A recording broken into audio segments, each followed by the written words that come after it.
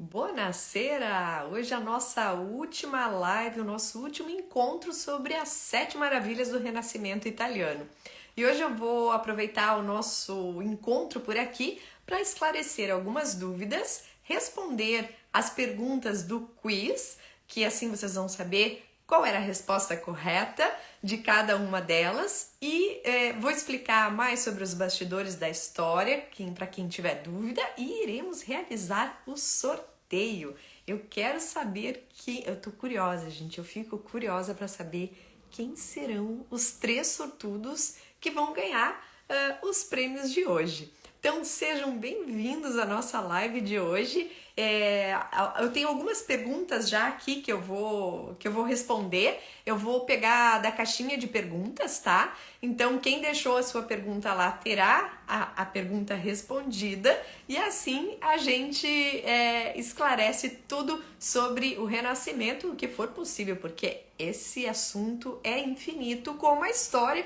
Eu sempre digo isso, a gente sempre tem uma coisa nova, sempre tem uma informação que foi descoberta há pouco tempo, sempre tem alguma coisa interessante, diferente sobre cada assunto. Então, buonasera, boa tarde a todos, bom dia para quem não almoçou ainda, aqui já são 6 horas da tarde hoje eu tô bem feliz, gente, porque todos os dias aqui eu fico com esse ar-condicionado com o calor que tá fazendo e hoje choveu um monte, agora parou de chover e aí deu uma refrescada, tô com o ar desligado, mas tô com minha pastilha de menta aqui do lado, porque o ar seca minha garganta e fica terrível da aula. Mas vamos lá! Bom, que bom que você achou, Suzete. Então vamos lá, gente. Eu vou começar a responder as perguntas na caixinha de perguntas e daí daqui a pouco, num determinado momento aqui, quando tiver mais gente, eu vou chamar a Dani, que me ajuda, e a gente vai fazer o sorteio. São 3 prêmios, tá?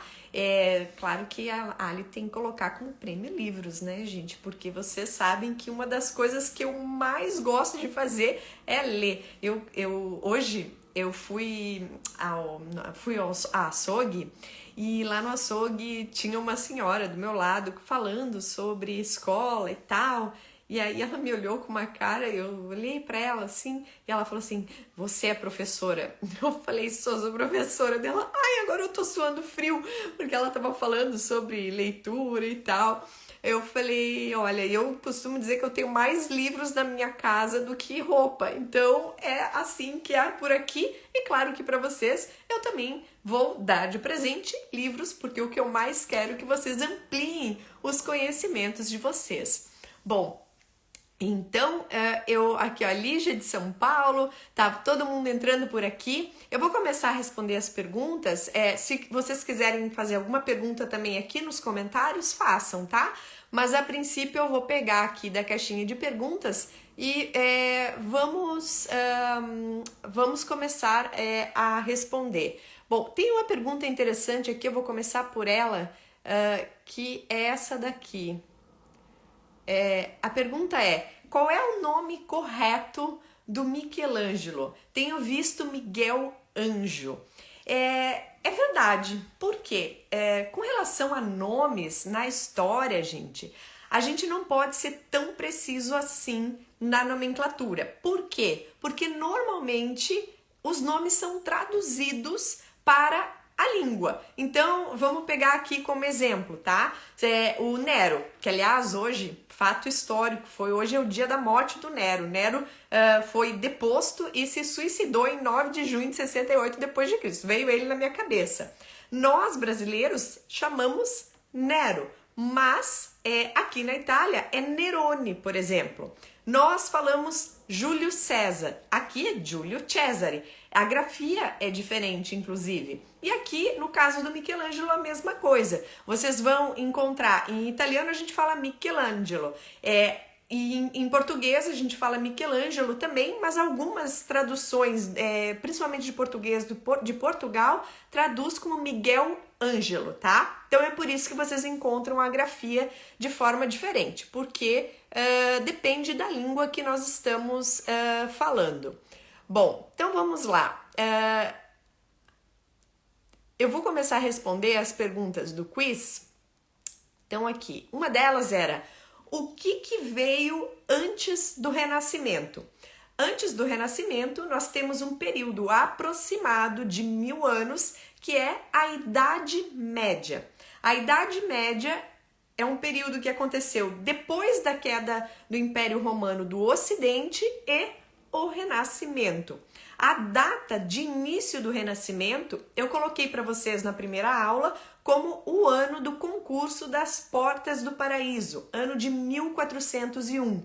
Mas essa data não é uma data precisa. Eu comentei sobre isso, que tudo é um processo. E esse processo da Idade Média para o Renascimento durou não somente décadas, até séculos. Então a gente tem já algumas características que começam a aparecer no final de 1200, por exemplo, que vão dar base para o Renascimento. E aí eu puxo com a outra pergunta aqui que me fizeram, que é o seguinte: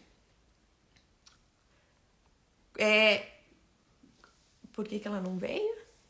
Ah, veio. Quais as principais características do Renascimento e quando foi o início oficial? Vocês vão encontrar informações diferentes nos livros, porque não existe um acordo universal que o Renascimento começou nesta data. Eu comentei isso lá no início da aula do Renascimento, que como foi um processo, os autores eles acabam divergindo sobre o que deu início ao Renascimento. Eu coloquei aqui para vocês o ano de 1401 com o concurso das Portas do Paraíso, que é uma das portas do batistério do Duomo da Catedral de Florença.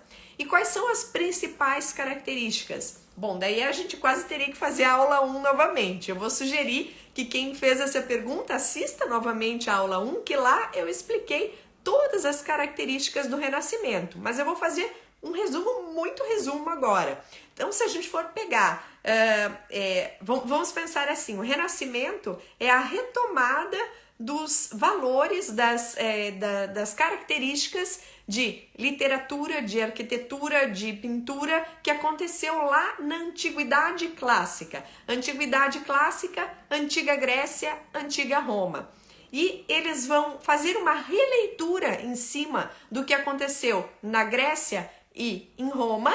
Quando eu falo Roma, não é só a cidade de Roma, mas toda a extensão territorial, e isso vai aparecer na arquitetura principalmente. Então, quando a gente olha a arquitetura renascentista, a gente vê uma arquitetura muito limpa, predominância de linhas retas, uso do arco pleno. O arco pleno é metade de um círculo perfeito, então é bem o redondinho bem certinho, metade de um círculo. O uso das ordens arquitetônicas, claro que vai acontecer releituras das ordens arquitetônicas, ou seja, a ordem dórica, jônica, coríntia, compósita, certo? Na pintura, a gente tem a predominância da composição simétrica, com a figura principal no centro da obra. Se eu tenho outras figuras, eu tenho por exemplo, eu no centro, 3 figuras de um lado, 3 figuras do outro, ou seja, equilibrada, simétrica, igual.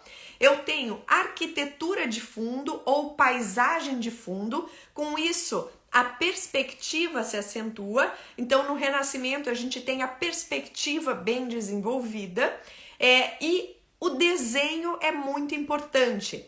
Daqui a pouco a gente vai falar do esfumato do Leonardo da Vinci, mas no início do Renascimento, o que é mais importante é você fazer um desenho perfeito e depois faz a aplicação das cores.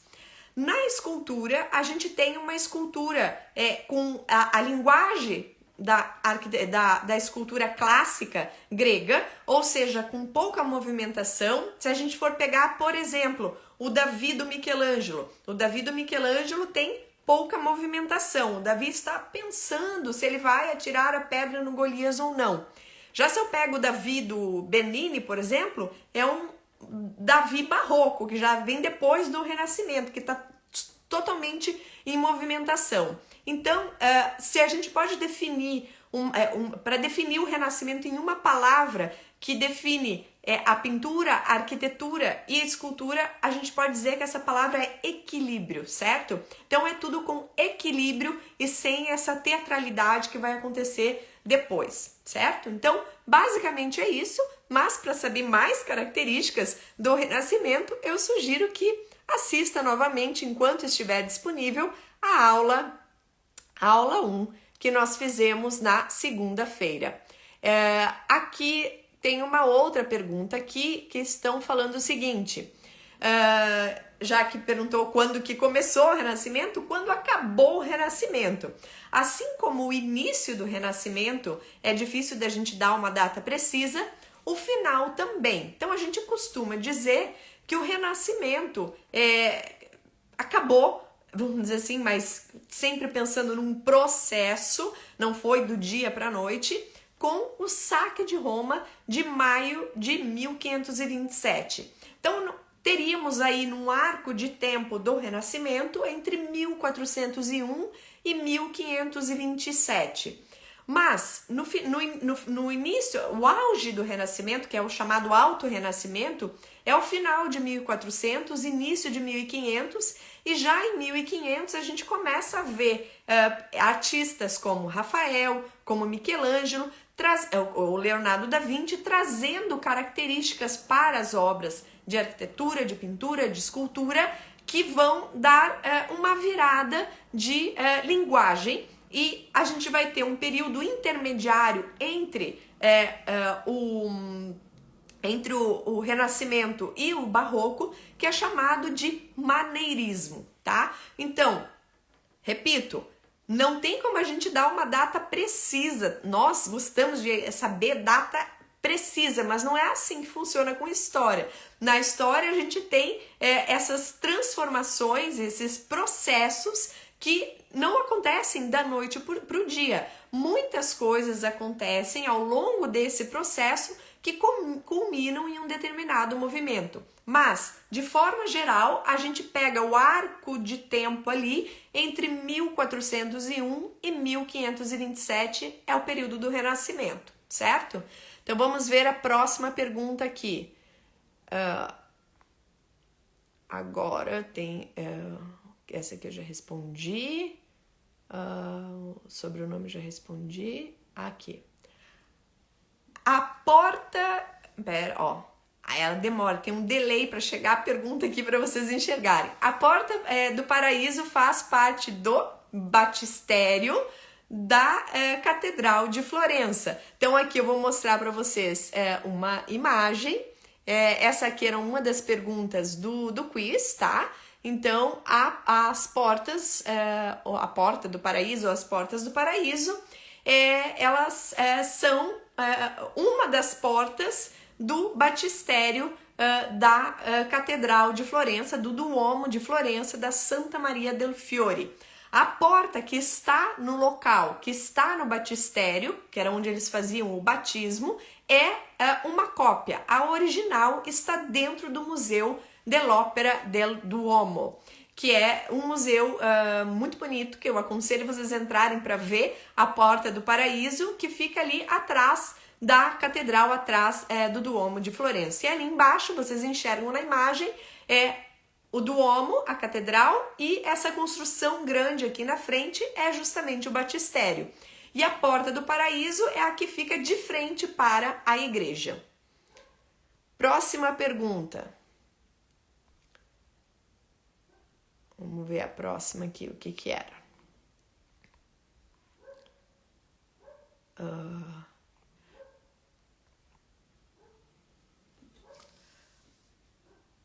Vamos ver. Por que que ela não quis puxar a minha pergunta?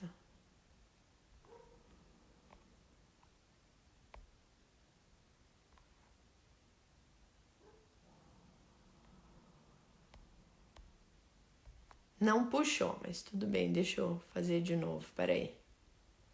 Aqui é tão legal isso de puxar as perguntas, né, gente? Daí quando a gente quer puxar aqui, não puxa. Vamos lá, vamos ver se agora vai. Veio. Qual obra o Brunelleschi estudou em Roma para fazer a cúpula? A obra que eu me referi, que eu contei lá na primeira aula eu falei sobre o Panteão. O Panteão, que era um templo romano dedicado a todos os deuses. Então, o Brunelleschi, ele estudou, entre outras coisas, a cúpula do Panteão, que é esta obra aqui, que está aqui em Roma. Hoje é uma igreja, mas originalmente era um templo romano dedicado a todos os deuses.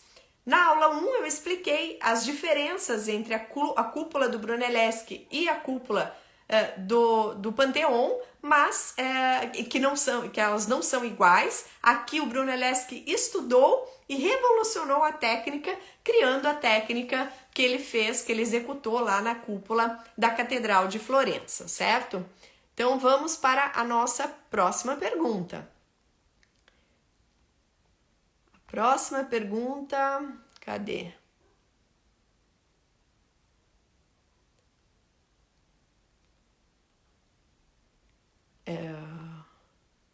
Aqui, a técnica do esfumato.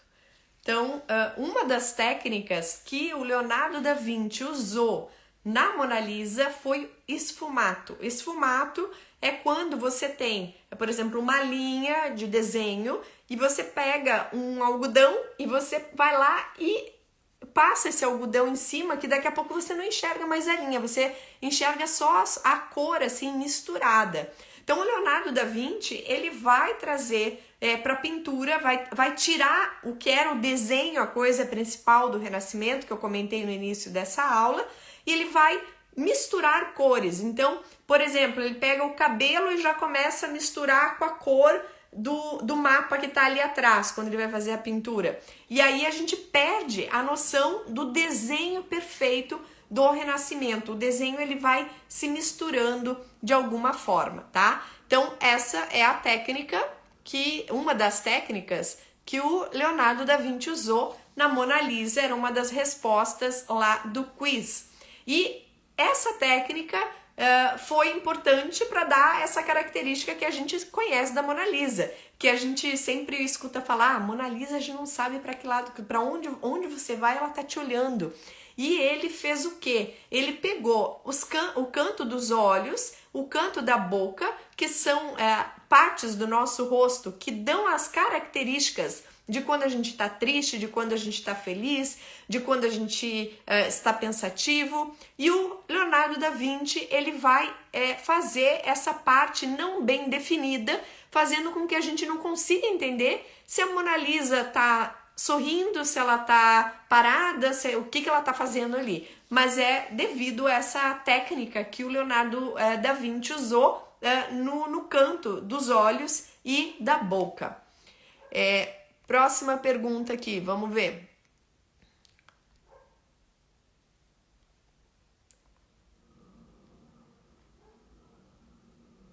Cadê?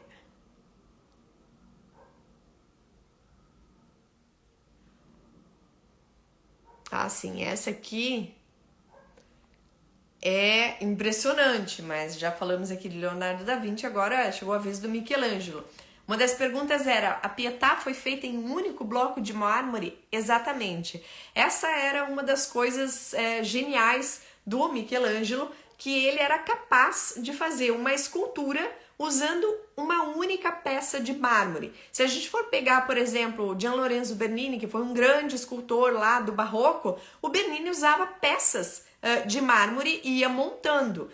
Qual é a dificuldade de você fazer uma escultura em uma peça única de mármore? A dificuldade é que qualquer erro que você faça na peça, você vai ter que começar tudo de novo, não tem como consertar. Então vamos supor assim, eu vou fazer uma mulher, e eu começo a fazer essa mulher e ela tem um cabelo e daqui a pouco eu falei, deu errado, quebrou um pedaço do cabelo. Não tenho o que fazer, eu vou ter que começar tudo de novo. O Michelangelo, ele conseguia trabalhar sem errar. Então essa é uma das grandes genialidades do nosso Michelangelo aqui, que ele conseguia trabalhar numa peça única de mármore e produzir coisas maravilhosas como a Pietà, que foi a pergunta aqui. Então está aqui a Pietà de Michelangelo, que ficou pronta em 1499 e que hoje está na primeira capela à direita da Basílica de São Pedro. E na próxima segunda-feira, às 8h08 do horário de Brasília, nós temos uma live, uma aula sobre a Basílica de São Pedro, e eu vou falar sobre as principais obras que estão ali dentro da Basílica, além da história da Basílica, e falaremos também da Pietà. Bem, próxima pergunta.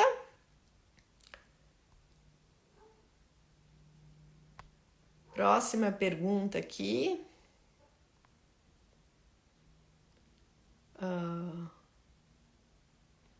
Aqui, essa aqui. Leonardo da Vinci era vegetariano? Nós sabemos que o nosso mestre aqui, gênio da humanidade, um grande sábio, ele era, como todo gênio, um pouco extravagante, um pouco diferente. E o Leonardo da Vinci, ele tinha essa fama que ele comia coisas que não tinham graça, que não tinham gosto de nada. Então ele se alimentava basicamente de vegetais, de verdura. Tem até uma piada em Roma, vou trazer aqui o slide que eu coloquei aqui na nossa aula, o slide que eu coloquei na nossa aula, que tinha uma piada aqui em Roma que falava que o Leonardo se alimentava de arroz, leite e alimentos sem graça. E ele era todo cuidadoso com a alimentação, sempre foi. No momento que ele estava aqui em Roma, ele ficou debilitado de saúde e acabou escrevendo um relato sobre como ele deveria se alimentar, o que ele deveria comer, como que deveria ser o vinho. Eu trouxe um pedaço desse texto do Leonardo, que ele escreveu aqui em Roma, para vocês. Então, não comer sem fome, jantar alguma coisa leve, mastigar bem, são as orientações que a gente recebe até hoje, né? Quando a gente fala, você vai comer, tem que comer, mastigar, não sei quantas vezes, mastiga, mastiga, mastiga, que a digestão será melhor, era o que o Leonardo já dizia. E o vinho, beber o vinho a temperatura ambiente, pouco e sempre. Então esse era o nosso Leonardo da Vinci, que tinha essa extravagância mesmo, era um pouco diferente da alimentação normal das pessoas. Então essa foi a nossa pergunta lá também do quiz. Outra pergunta. Cadê? Qual foi a principal atividade do Leonardo em Roma? Nós vimos que o Leonardo da Vinci, no período que ele esteve em Roma, ele não produziu obras de arte, ele não fez pintura, não fez arquitetura, não fez escultura. O Leonardo da Vinci, nos 3 anos que ele ficou aqui em Roma, ele basicamente trabalhou com anatomia. Existe uma possibilidade que ele possa ter produzido 2 Madonas, 2 Virgens Marias, mas a gente não tem certeza sobre isso. É muito possível também que ele estivesse com uma Mona Lisa já aqui em Roma e que possa ter dado algumas pinceladas da Mona Lisa em Roma, mas basicamente o Leonardo da Vinci trabalhou aqui em Roma com anatomia no hospital no complexo hospitalar de Santo Espírito em Sácia, que fica próximo ao Vaticano, e ali ele estudou principalmente o sistema reprodutor feminino, o sistema reprodutor masculino e embriões. Essa foi a principal atividade do Leonardo da Vinci em Roma. Aí tinha uma outra pergunta também aqui. Deixa eu puxar a próxima aqui. Cadê? Qual foi a primeira obra de Rafael em Roma? Essa parece até que foi pegadinha. A Ju, uma aluna aqui, me falou, olha, eu errei. Bom, o que acontece? A primeira obra do Rafael em Roma, não na vida. Então, o Rafael Sanzio veio para Roma para fazer a decoração dos aposentos do Papa. E a primeira obra que ele fez foi essa obra espetacular que todos nós admiramos, chamada Escola de Atenas. Então, a primeira obra que o Rafael Sanzio fez em Roma foi a Escola de Atenas, foi essa sala aqui que fazia parte dos aposentos do Papa, e ele fez, e a partir daí ele ganhou, a carreira dele, vamos dizer assim, foi meteórica, foi rápida e muito curta, infelizmente, porque o Rafael faleceu prematuramente aos 37 anos, de uma doença que alguns dizem que foi uma doença venérea, mas hoje já existem estudos achando que não foi exatamente isso que aconteceu,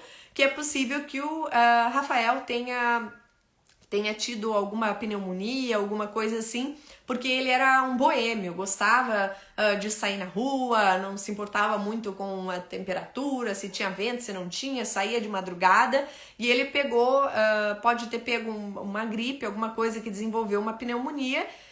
O que nós sabemos é que ele teve febre por vários dias seguidos e acabou falecendo em 1520, aos 37 anos. E falando em escola, essa aqui é a Escola de Atenas, nós comentamos na terça-feira, na aula, que hoje abrem as inscrições para os bastidores da história, que é a minha escola. Então deixa eu parar aqui de compartilhar essa imagem aqui. Os bastidores da história, para quem está chegando agora, que não conhece, ainda tem mais perguntas para responder, tá? E tem o sorteio, que eu quero saber quem são os sortudos. Os bastidores da história não é um curso de história da arte, tá, gente? Dentro dos bastidores da história, eu montei vários produtos para que vocês tenham experiências diferentes. Então tem um produto que a gente chama de Volta ao Passado, que é uma aula de 1 hora, aproximadamente 1 hora, mais o tempo para as perguntas. Essa aula é feita ao vivo pelo Zoom, às terças-feiras, a 1 hora do horário de Brasília. Pelo Zoom, quem pode participar ao vivo é bacana, que pode fazer as perguntas, pode interagir. Normalmente a gente acaba ficando até um pouquinho mais do tempo. Conhecem os colegas, agora já está até surgindo aí amizades entre os colegas de forma mais fácil. E essa aula é sobre um tema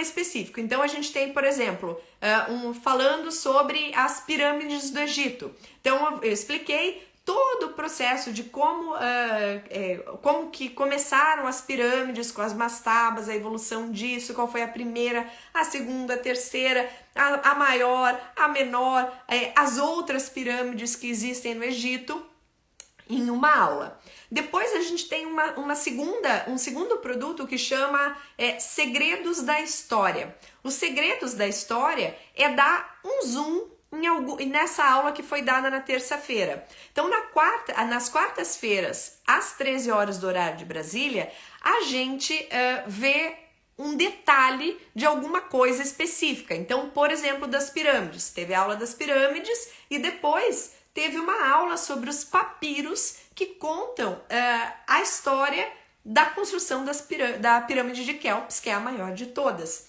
E aí eu conto sobre o arqueólogo que encontrou isso, qual foi o material encontrado, é um zoom na história.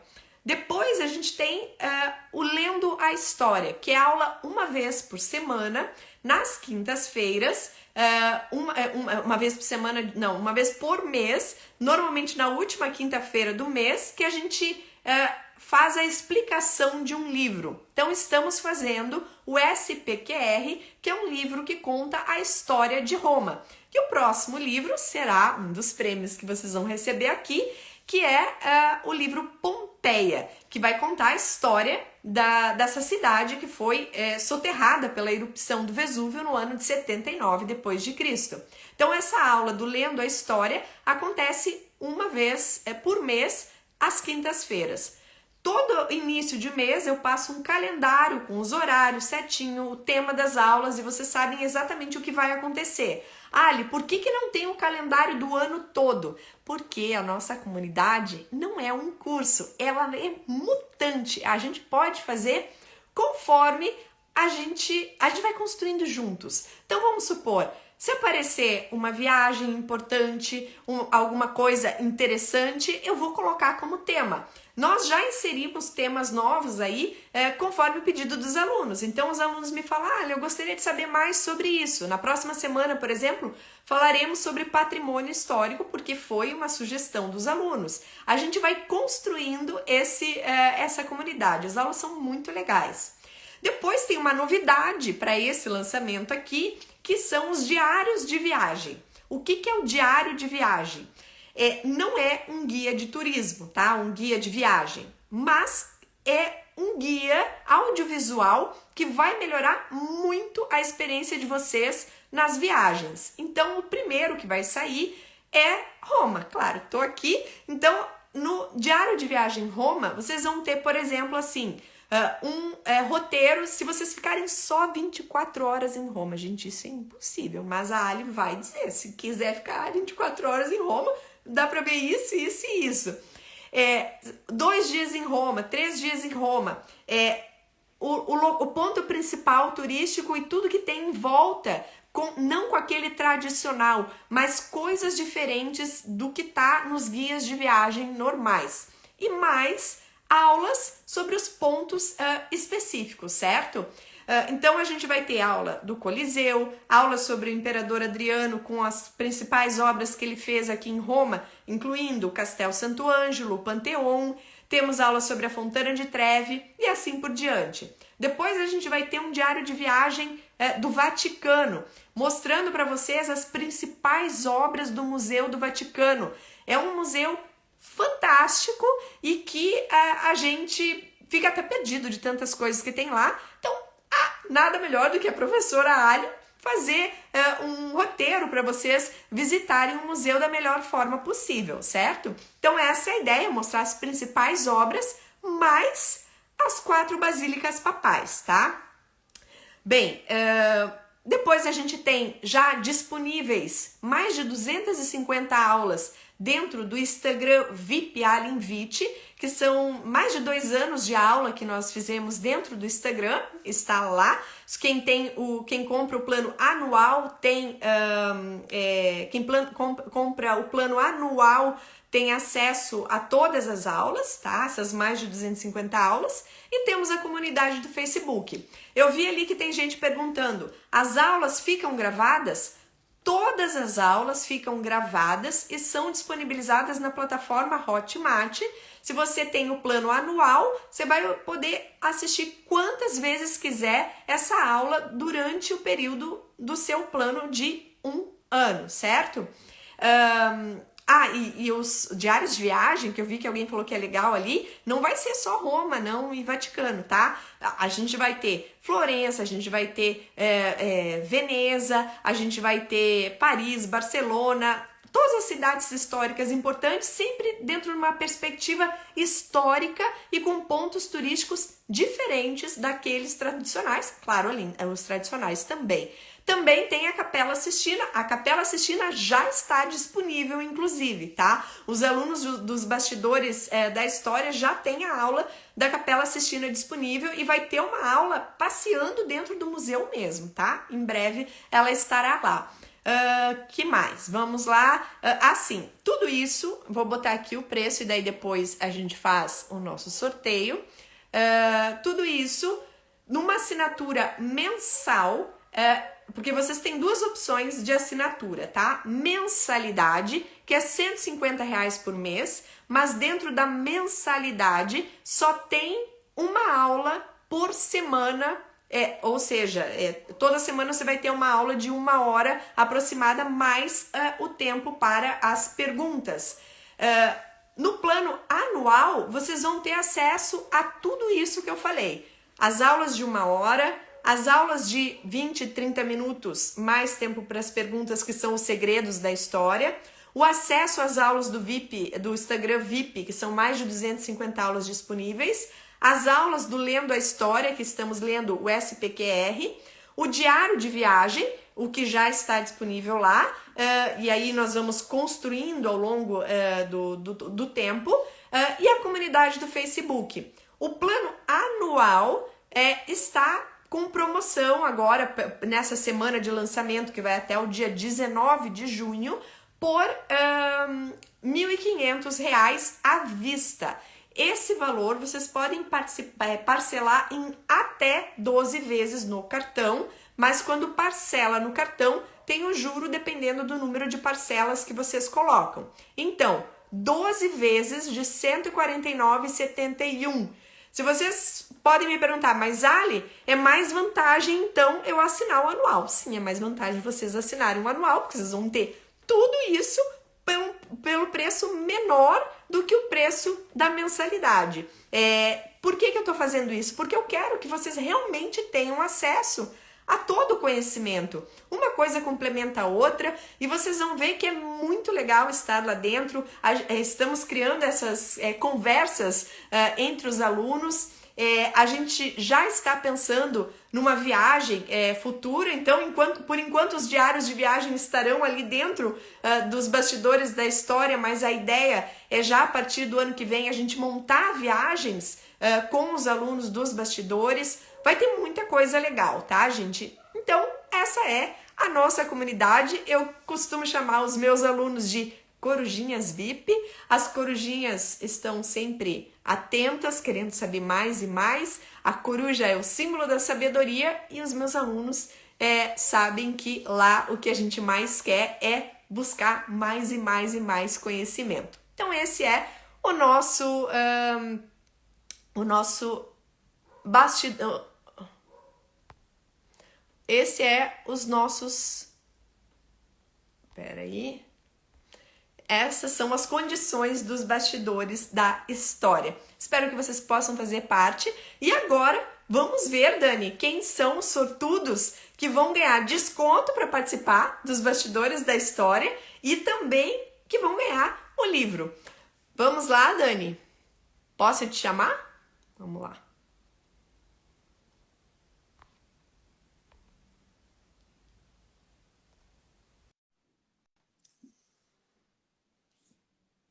Dani já tá entrando aqui. A Dani é a dona do sorteio, hein, gente?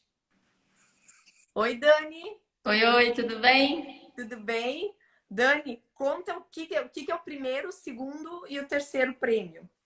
Então vamos lá. O primeiro prêmio na verdade, a gente vai sortear e vai ser do terceiro para o segundo, para o primeiro, né? Então, o primeiro sorteado ele vai ganhar o livro da Pompeia, da Mary Burke, né? Isso, Mary Burke. Isso.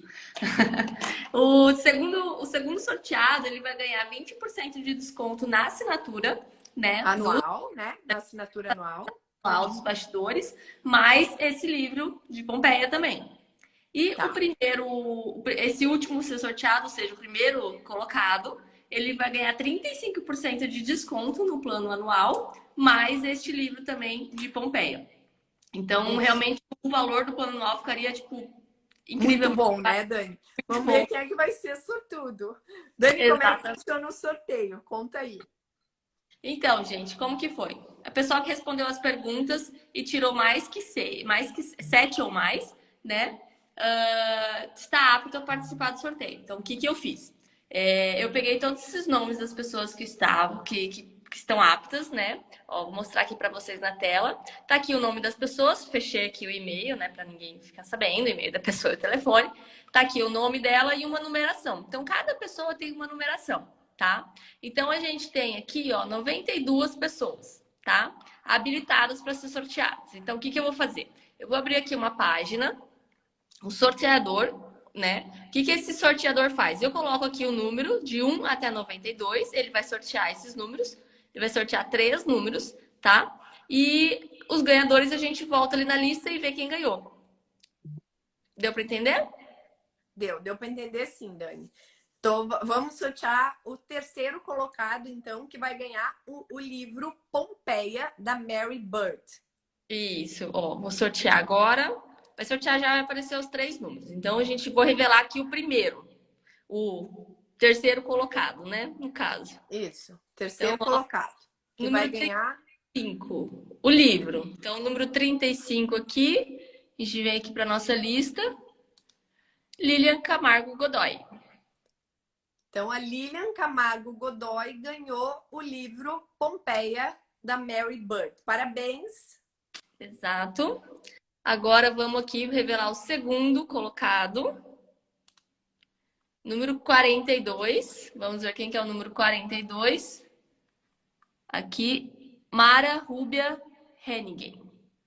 Mara Rúbia ganhou o livro Pompeia e mais 20% de desconto na anuidade dos Bastidores da História. Espero que possa fazer parte. Exato. E agora vamos ver o grande ganhador, número 88. Vamos lá ver quem que é o número 88. Liane Macedo Sapombo. Não errei. É 88. Irene da Silva Souza. Irene da Silva Souza ganhou o livro Pompeia, da Mary Bird. Mais 35% de desconto no plano anual. Tá. Agora, Dani, vou explicar aqui que você vai entrar em contato com essas pessoas para pegar os dados para mandar o livro, né? E para explicar como que funciona a questão do desconto, certo? Parabéns aos sortudos aí. Espero que quem não foi sorteado possa fazer parte dos bastidores igual, né? A gente está fazendo esse valor que a Dani sempre me fala, mas é muito barato. Do Brasil tá tudo muito caro, mas a gente quer que muitas pessoas possam fazer parte, né, Dani? Exatamente. E as inscrições já estão abertas. Acho que todo mundo que se inscreveu, que está na lista da Ali, já recebeu o e-mail. Tem ali já o link para o pessoal conseguir já adquirir, né? E fazer parte dos bastidores. E eu acho que é isso. E é isso, e fica aberta a inscrição até o dia 19. Depois a gente vai fechar, né, Dani? Daí a gente não sabe ainda quando que vai abrir novamente vaga, né? Mas vai ser certamente só no segundo semestre, né? Esse semestre nem tem mais nada, vai ser agora. E tá bem legal, a gente já tem semana que vem. Quem entra agora já pode participar da aula da semana que vem, né, Dani? Isso, e além de que já tem muita aula gravada lá, então eu até falo assim que uma das qualidades dessa tua comunidade, né, que eu não classifico como um curso, é porque tem de tudo. Tem para quem quer viajar, tem para quem quer se aprofundar em história da arte, né? Às vezes até a gente tem depoimento de aluno nosso que tipo assim tá ajudando o filho na escola. Por quê? Porque justamente está tendo informações sobre o que é dado no colégio, né? Tipo, nessa parte lá do Mesopotâmia, né? O Egito Antigo, que é onde a gente está começando lá de volta ao passado. Então, assim, os depoimentos que a gente tem dos alunos são incríveis, né? Então, para o que a pessoa quiser realmente aprender, melhorar enfim, conhecimento, tem oportunidade ali. Então, realmente está valendo muito a pena. É bem diferente do tradicional. Bom, Com obrigada, certeza. Dani, pela tua participação. Então, o link para a inscrição tá lá na minha bio. A Dani vai entrar em contato com os que participaram do sorteio. Participou do sorteio quem respondeu as perguntas e acertou mais 7 perguntas ou mais, né? Então, não foram todas as pessoas que mandaram o quiz que participaram, né? Então, tem que ter um mérito, né, Dani, para participar do sorteio. E é Exato. isso. Obrigada, Boa. Dani. Agora eu vou responder outras perguntas aqui. Beleza, tchau, tchau. Tchau. Bom, gente, então, parabéns aí aos ganhadores. E agora eu vou responder mais algumas perguntas, se eventualmente tiver aqui que eu não respondi ainda. Bom, essa tá fácil. Essa tá fácil. Olha só. Quem fez o teto da Capela Sistina? Michelangelo Buonarroti. Mas é interessante a gente pensar que a Capela Sistina, que tem esse nome, Capela Sistina, porque foi uma decisão do Papa Sisto IV construir a Capela Sistina, reformar e fazer maior a Capela Magna. Ele fez a Capela Sistina, por isso que o nome deriva de Sisto IV, certo? E ele já no início já fez uma primeira decoração. A primeira fase de decoração eram as pinturas laterais, onde a gente tem Botticelli, Perugino, Domenico Ghirlandaio e outros artistas importantes renascentistas que fizeram essa decoração em torno de 1480, 1483.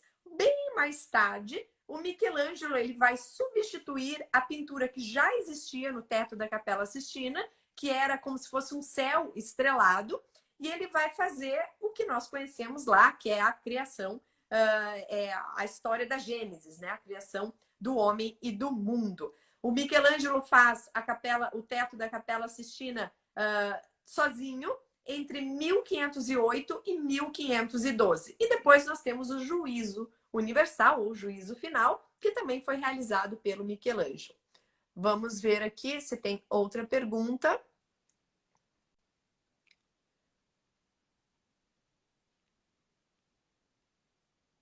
Olha só. Essa aqui, vou responder essa, depois eu volto na outra. Todas as esculturas que Michelangelo produziu foram feitas num só bloco de mármore ou somente a Pietà? Sim, Daniela, o Michelangelo, o estilo de trabalho dele era com uma peça única de mármore. E a Pietà foi a primeira peça que ele vai trabalhar com o mármore de Carrara, que era o preferido do Michelangelo, que é o mármore mais branquinho, e ele tentava escolher o mármore com o mínimo de veios possível. Então, a Pietà, a inovação ali é que foi a primeira vez que ele usou o mármore de Carrara, mas sim vai ser uma constante no trabalho do Michelangelo que ele trabalhava com um bloco único de mármore. A Dani está lembrando ali, ó, que temos 7 dias de teste. É verdade, Dani, eu tinha esquecido de falar. Então, assim, quem quiser provar os bastidores da história, tem que se inscrever. Vocês vão ter que colocar um sistema de pagamento para conseguir entrar gratuitamente, mas só será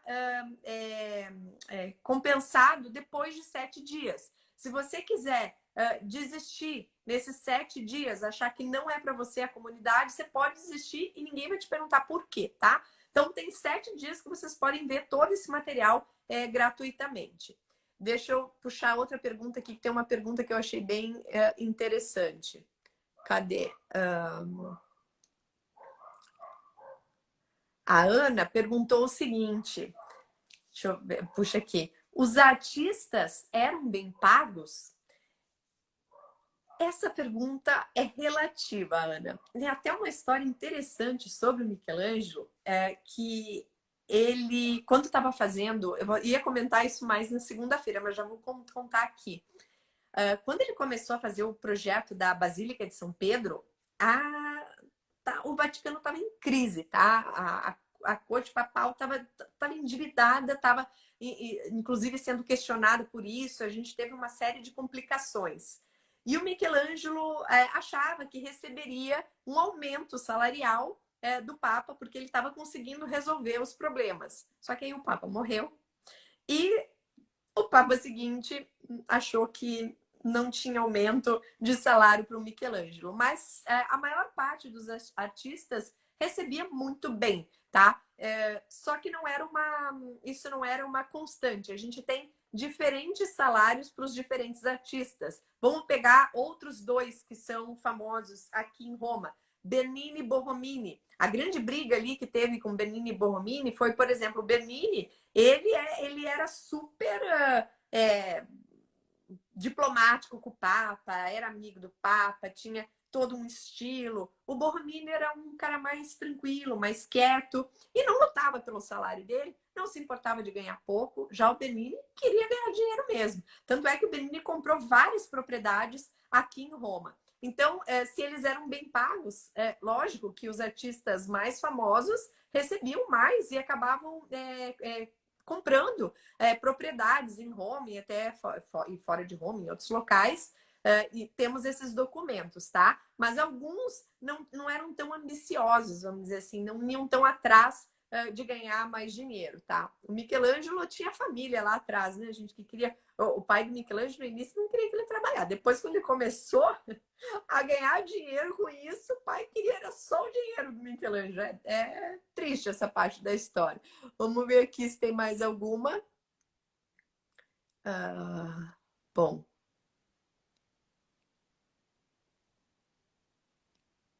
Aqui Ali, adorei a ideia dos encontros de viagens. Como vai ser? Poderia falar um pouco mais? Ana, a gente ainda não definiu, tá? Mas a ideia é que os alunos dos bastidores, ou seja, aquela comunidade que a gente já tem lá, tem aluno que já está comigo há mais de 2 anos, e a gente ficou amigo já entre os alunos, eu com eles. A ideia é a gente começar a montar viagens, tá? Então, serão viagens temáticas de história da arte. Teremos parceria com isso. Logo, logo vocês vão saber disso. Eu já estou fazendo contatos muito legais. Uma delas é a Camila, que faz viagens para o Egito. E eu quero muito fazer, por exemplo, uma viagem para o Egito. Falei isso para ela hoje já, de fazer uma viagem para o Egito com os meus alunos, tá? E daí, claro que essa viagem será, a princípio, exclusiva para os alunos que fazem parte dos bastidores da história, tá, Ana? Essa é a ideia. E depois a gente quer fazer Itália, a gente quer fazer Roma, aos redores de Roma. Temos muitas ideias interessantes aí, inclusive com outros professores juntos, para que a gente possa fazer uma viagem mais legal ainda. Ó, a Camila é ótima, a Bazinha tá falando, né, Camila? Então, Camila, eu já contei, eu já dei um spoiler aqui que a gente está pensando já de levar os alunos dos bastidores. A Camila faz parte dos bastidores também. Então, ela vai nos ajudar a fazer uma coisa muito legal. Bom, deixa eu ver outra pergunta aqui.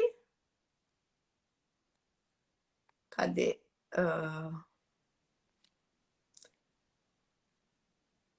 Essa aqui não é exatamente uma pergunta, mas tá aqui. O Renascimento foi um movimento revolucionário para a arte na história da humanidade. O Renascimento, ele foi um movimento revolucionário não só na arte. Na verdade, a gente costuma dizer que o Renascimento foi o início da era moderna, do mundo de hoje, tá? E é interessante que a gente sempre pensa o Renascimento com obra de arte, pensando em Michelangelo, Leonardo, Rafael, Leão Battista Alberti, mas o Renascimento ele teve início antes com a literatura, tá? O Francesco Petrarca foi um dos grandes que começou já lá no século XIV essa revolução que culminou depois na revolução artística, de arquitetura e das artes em geral, tá? Então, sim, na arte, mas começou antes da arte mesmo, tá? Aqui, ó. Cadê? Tenho que viajar com a Ali porque não tenho mais anos na minha vida para ver o que aprendi e aprendo com a Ali. Verdade, né, Tita? Depois de 2 anos, e é engraçado, a Tita criou uma coisa que ficou, que existe o antes da Ali e o depois da Ali, que é aquela coisa assim que antes da Ali acreditava uma coisa ou não sabia aquela coisa e depois da Ali ficou sabendo muito mais. E os meus alunos que já começaram a viajar por conta me falam que a experiência de viagem é muito mais legal. E de fato né, gente? Imagina você aprendendo aos poucos, porque é o que acontece ali na comunidade dos bastidores. A gente vai falando sobre vários assuntos e fazendo cruzamento dos assuntos, que isso é outra coisa interessante. As aulas do De Volta ao Passado são em ordem cronológica, mas eu não faço assim, isso, depois isso, depois isso, porque tem coisas que aconteceram ao mesmo tempo. Então agora nós, por exemplo, começamos pela Mesopotâmia, falamos o que estava acontecendo lá, e depois já vemos, a gente já viu o que estava acontecendo no Egito ao mesmo tempo, porque não é que uma coisa veio depois da outra necessariamente. E essa é a ideia dos bastidores, que a gente faça o cruzamento de dados, assim como eu fiz do Leonardo, Michelangelo e Rafael para vocês, que vocês conseguiram entender que eles tinham um contato entre si, que eles viram as obras um dos outros, que eles conversaram. Então, isso é importante, não é só ver uma coisa isolada, porque as coisas não são isoladas, elas faziam parte de um todo. E aqui a Bazinha e a Tita falando que agora gosta de Nero. Nero não botou fogo em Roma, tá, gente? Mas ele ficou famoso por ter colocado fogo em Roma e hoje é o aniversário de morte do Nero, que se matou em 9 de junho de 68 depois de Cristo. Daí começou uma crise em Roma. Foi o ano dos 4 imperadores e aí agora já começa a história, hein? Se eu começo. E eu vou ver aqui se tem mais alguma pergunta. Qual livro... eu vou pegar aqui, peraí, eu vou pegar aqui, Eu tenho um aqui que tá ali em cima da minha cabeceira. Pera aí. Tem 2 livros que eu vou indicar agora sobre o Michelangelo. Eu não sei se tem em português, tá? O outro eu acho que não tem com certeza, mas esse aqui talvez tenha, que é o que eu estou postando essa semana, que é do Antonio Forcellino. É um historiador super importante italiano. E o nome é Michelangelo, Una vita inquieta, uma vida inquieta, tá? É muito legal esse livro aqui. Fala sobre essas relações do Michelangelo com o Papa, com a família, tudo isso que eu conto para vocês por aqui. E um outro que eu gosto muito também, tem outros, tá, gente? Mas eu vou indicar aqui. Eu tenho minha biblioteca espalhada pela casa. Esse aqui eu adoro, que se chama, eu não sei se tem, esse aqui não deve ter em português, não. Chama Eu Sou Fogo. E Eu Sou no Fogo. Michelangelo, que é do Constantino Dorazio. Ó, vou mostrar de novo. Do Constantino Dorazio. E ele escreve o livro como se fosse o Michelangelo em primeira pessoa, porque ele escreveu o livro baseado nas cartas que o Michelangelo mandava para o sobrinho Leonardo e para o pai. E é muito legal. Eu gosto muito, muito desse texto aqui do Constantino. Eu me divirto com ele. A forma como ele escreve, a gente vai entrando na história como eu gosto, tá? Então, assim, indicaria esses 2. Outra coisa maravilhosa é saber dos costumes internos das famílias, o imposto da urina, tudo que se sabe com a Ali. Verdade, Tita. A gente conta lá nos bastidores, a gente conta não só o que é a história, mas também como é que viviam essas pessoas, se tinha alguma curiosidade, se não tinha. Tem muita coisa legal, gente. Eu espero realmente que vocês possam fazer parte, que eu quero aumentar muito essa turma, a gente fazer muitas viagens legais, além das viagens online, fazer viagens presenciais também. Então, agora eu me despeço de vocês, agradeço a presença aí durante essa semana nas nossas 3 aulas sobre as 7 maravilhas do Renascimento Italiano. Estão abertas aí as inscrições, fica esse preço e a inscrição aberta até o dia 19. Quem se inscreveu hoje já imediatamente, quando o pagamento é confirmado, ou quando a inscrição é confirmada, porque como tem 7 dias de graça e não paga na hora, você vai receber o teu acesso pelo Hotmart e vai ter acesso a todas as aulas, certo? E assim você vai poder já se divertir muito. E na semana que vem, terça e quarta-feira, a gente tem a nossa aula habitual ao vivo. E nesse mês nós teremos algumas modificações, porque teremos surpresa. Falei, a comunidade ela é mutante e nós temos uma surpresa muito legal esse mês. Então teremos algumas mudanças ali no calendário, mas os alunos já estão sabendo e vai ser muito legal. Agradeço novamente, um beijo grande para vocês e a gente se vê em breve. Beijo!